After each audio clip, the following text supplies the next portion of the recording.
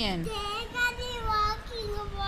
எப்படி வாக்கிங் போக முடியும்? வெயில் அடிக்குது, எப்படி வாக்கிங் போகிறது?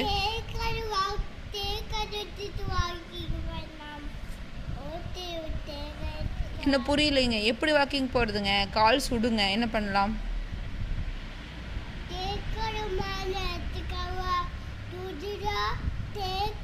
சைக்கிள் மேலே வச்சுக்குவே, அம்மா என்ன பண்ணுறது? அம்மா கால் சுடுமே.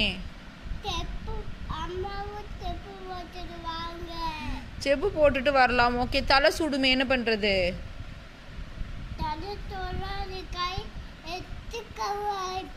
அப்படி கை வச்சுட்டு எப்படி வாக்கிங் போக முடியும்? வெயில் போனதுக்கு அப்புறம் போகலாம்.